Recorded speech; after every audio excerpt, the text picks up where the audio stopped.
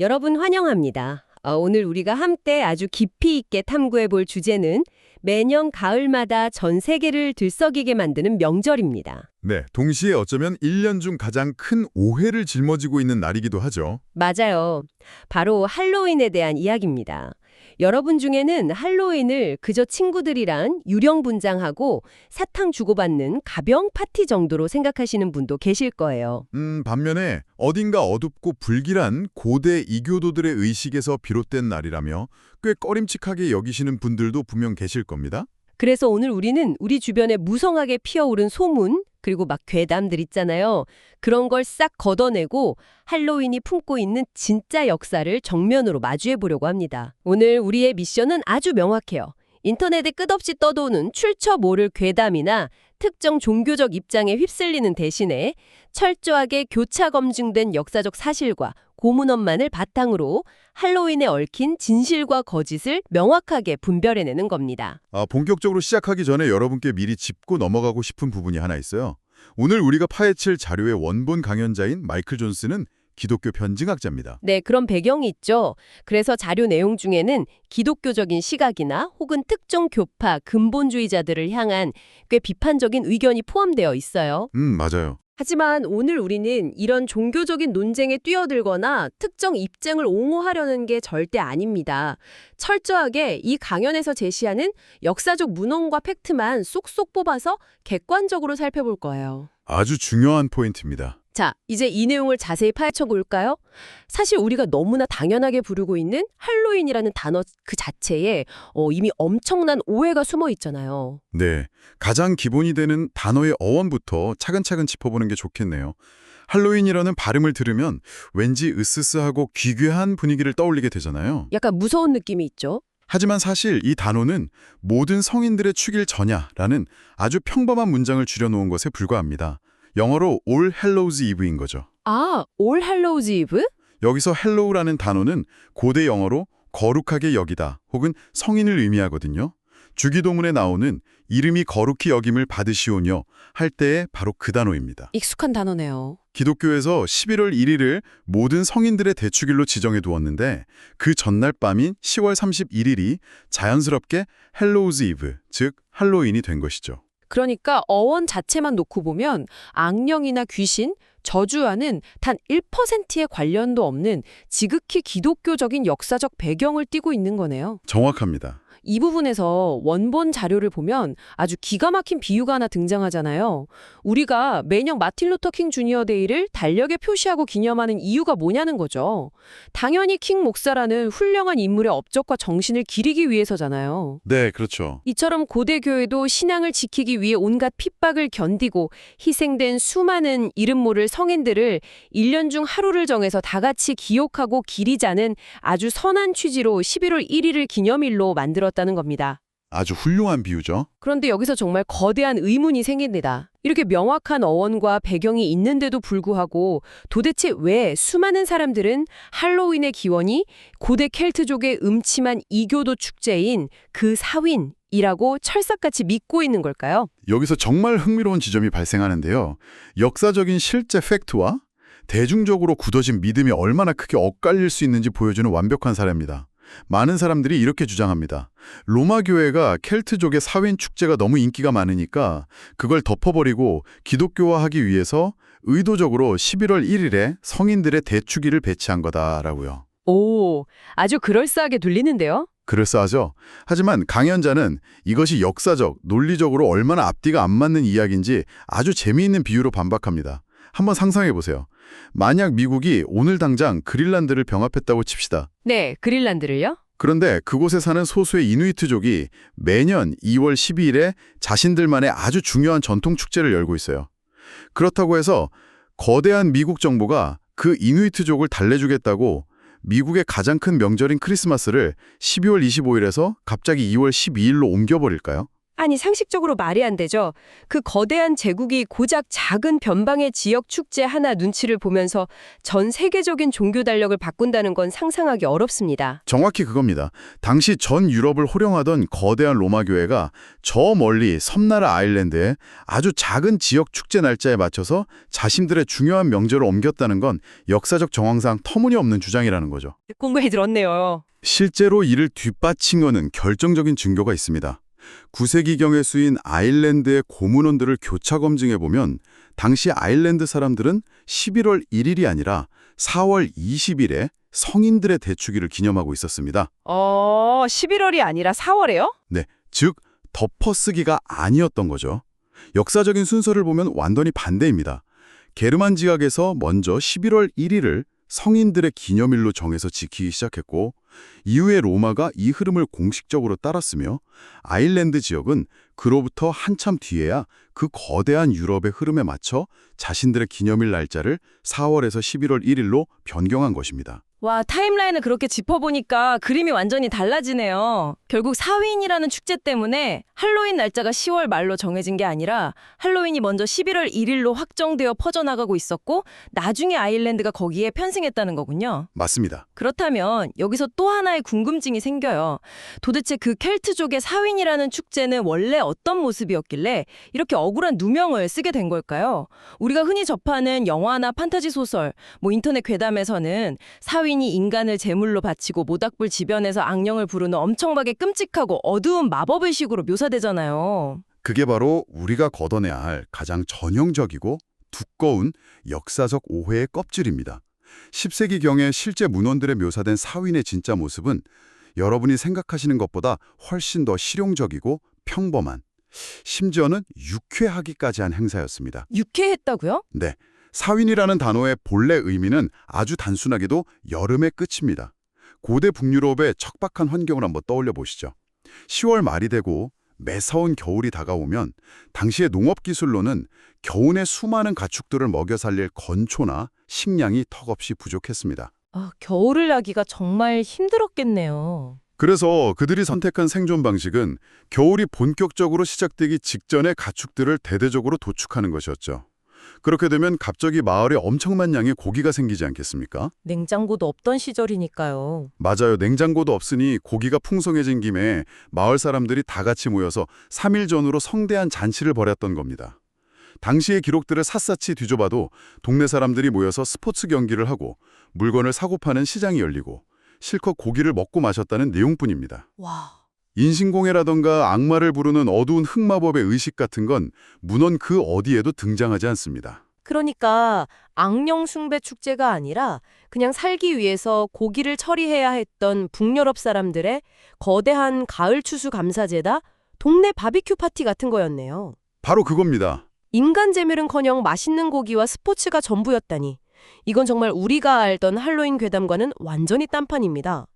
그런데 그 섬뜩한 마녀나 요정 같은 초자연적인 이야기들은 도대체 언제부터 이 축제에 들러붙게 된 건가요? 그런 초자연적인 요소들이 문헌에 처음 등장하는 것은 사윈 축제가 시작되고도 수백 년이 훌쩍 지난 12세기에 이르러서입니다. 그제야 비로소 구전되던 민담들이 섞이면서 사윈 기간이 되면 요정의 언덕이 열린다거나 요정들과 구애를 한다 같은 동화적인 이야기들이 덧붙여지기 시작한 거죠. 훨씬 후대의 일이군요. 결론적으로 지금 우리가 굳게 믿고 있는 할로윈의 기원이 고대 이교도들의 어둡고 피비린내나는 죽음의 의식이다 라는 주장은 역사적인 팩트와는 전혀 무관한 후대의 사람들의 상상력이 더해져 만들어진 신화에 불과합니다. 진짜 흥미로운 건 바로 다음 연결고리예요. 사윈이 그저 고기를 먹고 스포츠를 즐기던 건전한 동네 잔치였다면 도대체 지금 우리가 할로윈 하면 가장 먼저 떠오르는 핵심적인 이미지들 있잖아요. 귀신이나 괴물 분장을 하고 이웃집 문을 두드리며 트릭 오어 트릿을 외치고 사탕을 한 움큼 받아가는 그 독특한 문화는 도대체 어디서 뚝 떨어진 걸까요? 네, 그 부분이 아주 재미있죠. 이교도 축제에서 온 게 아니라면 분명 다른 출처가 있을 텐데요. 여기가 진짜 흥미로워지는 부분이에요. 그 기원을 추적해 올라가면 놀랍게도 중세시대 유럽의 기독교 전통과 서민들의 민속 관습이 절묘하게 뒤섞인 현장과 마주하게 됩니다.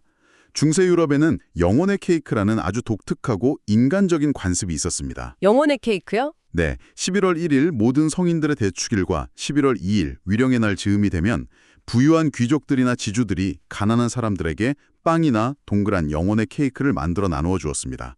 그냥 주는 것은 아니었고 일종의 사회적 교환행위였죠. 아, 여기서 여러분의 이해를 돕기 위해 잠깐 부연 설명을 해드릴게요. 이 대목에서 원본 자료는 연옥이라는 개념을 언급하는데요.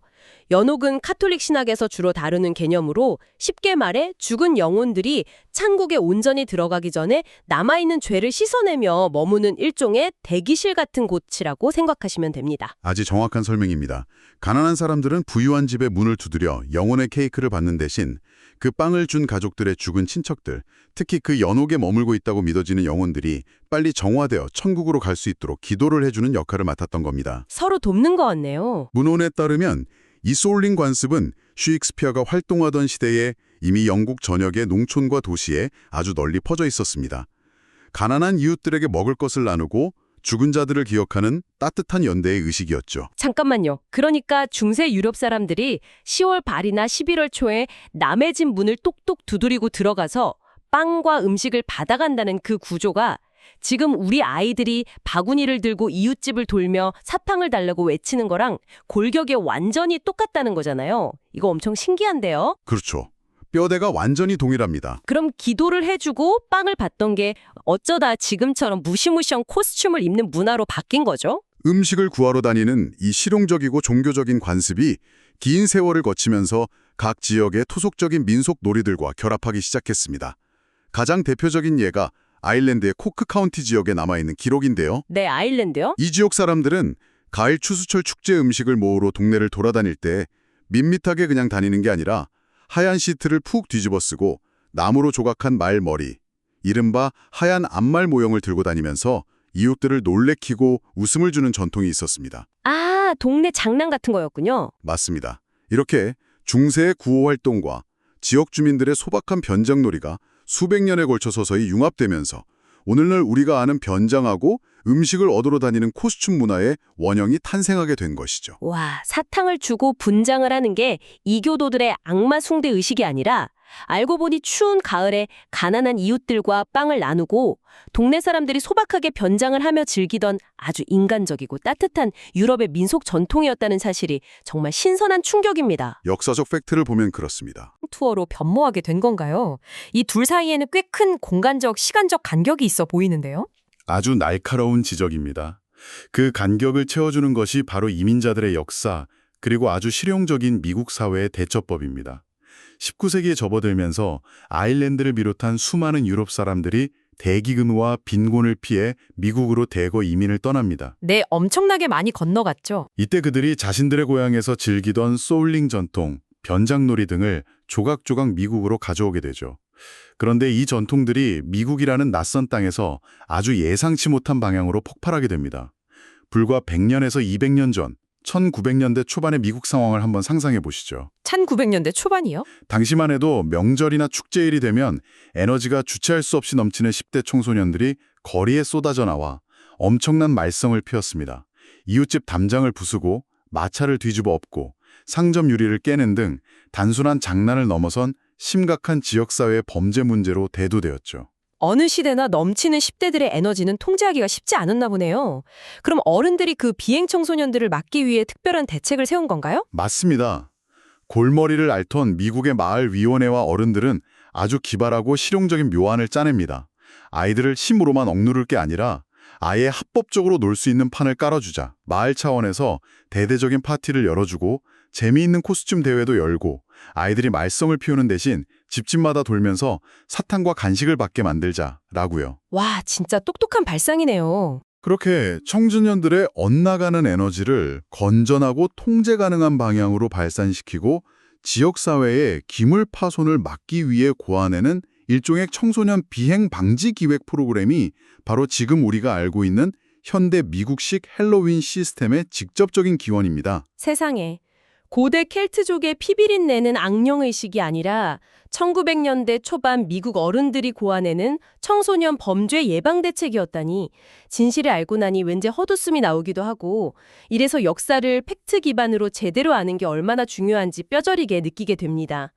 할로윈은 사실상 거대한 청소년 선도 프로그램이었던 거네요. 바로 그거죠. 그런데도 매년 10월만 되면 이날에 악마가 풀려나는 날이라며 벌벌 떠는 사람들이 여전히 존재하잖아요. 제가 이 원본 자료를 보면서 정말 빵 터졌던 유머가 하나 있는데요. 이 상황의 모순을 아주 날카롭게 꼬집는 내용이었죠. 아, 사탄의 치아위생 농담 말씀이시죠? 네, 맞아요. 평소에는 자신들이 악을 물리칠 강력한 신앙의 권세가 있다고 굳게 믿는 분들이 달력만 딱 10월 31일로 넘어가면 갑자기 사탄이 무적 상태가 되었다. 사탄이 우리 아이들의 치아 위생을 완전히 망가뜨려는 무시무시하고 치밀한 계획으로 사탕 속에 숨어 있다. 라면서 숨죽인다는 거예요. 강연자가 지적하는 아주 예리하고 뼈아픈 인지 부조합니다. 특정 종교의 관점에서 논리를 전개해 보더라도 1년 365일 중 364일은 악령 따위는 두렵지 않다며 당당하게 살아가면서 왜 유독 10월 31일 하루만 되면 사탄에게 온 세상의 주도권을 다 넘겨준 사람처럼 숨어 지내느냐는 합리적인 비판이죠. 진짜 듣고 보니 이상하네요. 코스튬에 대한 두려움도 마찬가지입니다.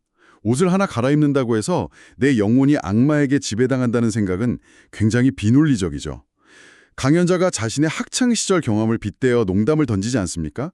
자기가 어릴 적 연극 무대에서 찰리와 초콜릿 공장에 옴파롬파 분장을 했지만 그렇다고 해서 자신의 자아가 진짜 옴파롬파로 변한 건 아니었던 것처럼 말이죠. 그저 겉에 걸치는 천조각일 뿐이라는 겁니다. 맞아요. 저도 예전에 할로윈 때 꽤 비싼 돈을 주고 해리포터 망토를 사서 입어본 적이 있거든요. 근데 마법 지팡이를 아무리 휘둘러도 불꽃은커녕 먼지만 날리더라고요. 옷을 입는다고 본질이 변하는 건 절대 아니죠. 네, 당연한 이야기입니다. 그런데 여기서 꼭 짚고 넘어가야 할 게 하나 있습니다. 사람들이 할로윈을 두려워하게 된 아주 결정적인 계기가 있잖아요.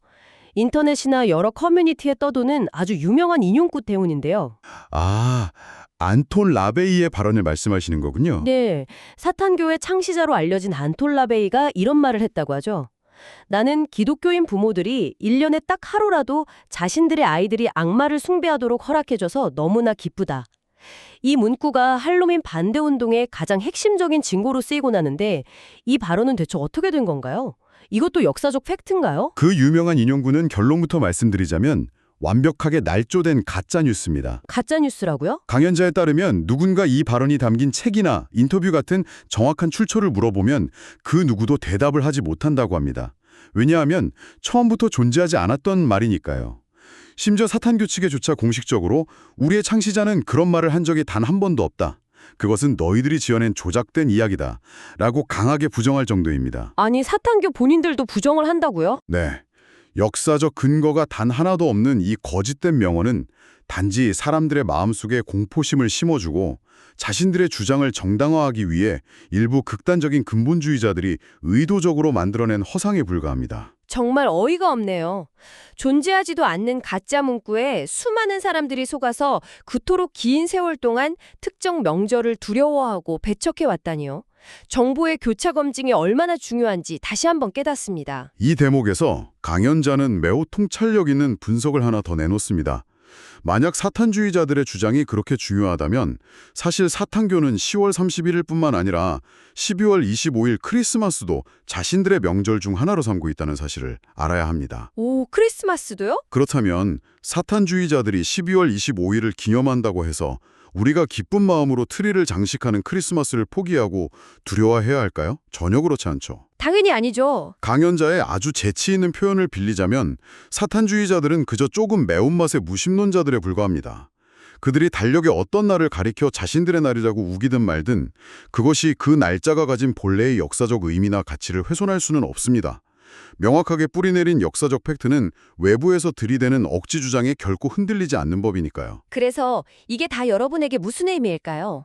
단순히 할로윈의 진짜 유래가 이렇구나 하고 아는 것을 넘어서서 말이죠. 네, 그게 중요하죠. 저는 이 깊은 탐구를 하면서 우리가 매일같이 스마트폰으로 접하는 수많은 정보들, 그리고 수십 년간 당연하다고 여겨왔던 사회적 통념이나 축제들이 얼마나 쉽게 그리고 얼마나 심각하게 왜곡될 수 있는지 보여주는 아주 훌륭한 교보제라는 생각이 들었습니다. 정확한 지적입니다. 누군가의 막연한 두려움이나 자극적으로 꾸며진 가짜뉴스에 휘둘리지 않고 철저히 역사적 팩트와 검증된 문헌에 기반해서 정보를 주체적으로 소화하는 비판적 사고가 우리 삶에 얼마나 필수적인지 다시 한번 배우게 됩니다. 전적으로 동의합니다. 이 자료의 원작자인 마이클 존스 역시 강연의 말미에서 자신의 주요 총중인 기독교인들을 향해 아주 실용적이고 따뜻한 제안을 던집니다. 10월 31일이 되었다고 방 안에 불을 다 끄고 커튼을 친 채 두려움에 떨며 숨어있지 말라는 겁니다. 오히려 반대로 하라는 거군요. 오히려 이날을 지역사회와 이웃들을 기쁘게 섬기는 절호의 기회로 삼으라고 강조합니다. 수많은 이웃 아이들이 웃으면서 스스로 우리 집 앞까지 찾아와주는 1년에 단 하루뿐인 날이니 문을 활짝 열고 환한 미소로 최고급 사탕을 듬뿍 나누어주며 사랑을 베푸는 진정한 공동체의 축제로 만들라는 조언이죠. 와, 최고급 사탕이요. 멋지네요. 과거 유럽의 가난한 이웃들에게 영혼의 케이크를 나누어 주었던 그 따뜻한 본질로 다시 돌아가자는 의미입니다. 그리고 이날의 원래 의미가 모든 성인들의 축일 전야인 만큼 허구로 만들어진 좀비나 괴물 이야기 대신에 역사 속에 실존했던 진짜 용감한 영웅들의 이야기를 아이들에게 들려주자는 제안도 개인적으로 참 와닿았습니다. 네, 강연자는 고대 위대한 성인들을 기억하자는 본래의 취지를 되살리기 위해 성 세바스찬의 감동적인 일화를 소개합니다. 그는 로마의 디오클레티아누스 황제 시절 신앙을 지키려다 무수히 많은 화살을 맞고 버려졌습니다. 모두가 그가 죽었다고 생각했지만 그는 기적적으로 살아났죠. 진짜 기적이네요. 그런데 놀랍게도 그는 살기 위해 도망치는 대신에 상처가 회복되자마자 다시 그 무시무시한 황제 앞으로 걸어 들어가 담대하게 복음을 전했고 결국 마침내 순교의 길을 택했습니다. 돌에 맞아 죽어가면서도 자비와 용서를 구했던 최초의 순교자 성 스티븐의 이야기도 마찬가지고요. 화살을 맞고 살아났는데 다시 호랑이 굴로 걸어 들어가다니 웬만한 할리우드 블록버스터 영화보다 훨씬 더 극적이고 숨막히는 용기네요. 그렇죠. 정말 대단한 이야기입니다. 아무 의미 없는 괴물 분장으로 서로를 놀래키는 대신에 이런 역사 속 진짜 용감했던 인물들의 서사를 아이들과 나뉘고 기억하는 날로 삼는다면 할로윈이 그저 사탕을 먹고 끝나는 소비적인 날을 넘어 훨씬 더 깊이 있고 풍성한 의미를 가지게 될 것 같습니다. 자, 시간이 훌쩍 지났는데요. 이제 오늘 우리가 나눈 이 방대한 이야기들을 한번 깔끔하게 정리해 볼까요? 좋습니다. 오늘 우리가 철저히 교차 검증해본 역사적 팩트들에 따르면 헬로윈은 결코 고대 켈트족의 어둡고 불길한 악령 숭배의식에서 기원한 것이 아닙니다. 전혀 아니었죠. 오히려 과거의 위대한 성인들의 숭고한 희생을 기리고 가을이 깊어가는 무렵 가난한 이웃들에게 영혼의 케이크를 기꺼이 나누어주며 서로를 돌보던 따뜻하고 인간적인 유럽의 종교적, 민속적 전통에서 출발했습니다. 그리고 지금 우리가 열광하는 현대의 다채로운 사탕과 코스튬 문화는 불과 100여 년 전 미국에서 청소년들의 넘치는 에너지를 건전하게 풀고 거리의 비행을 막아보려던 지역사회 어른들의 아주 실용적인 아이디어에서 비롯된 꽤나 최근의 산물이라는 것이죠. 결국 할로윈이라는 명절은 무서워하거나 배척해야 할 날이 전혀 아니라 오랜 세월에 걸쳐 이웃과 정을 나누고 공동체가 함께 문제를 해결하며 즐겨온 아주 인간적인 진화의 역사가 오롯이 담긴 날이었네요. 바로 그겁니다.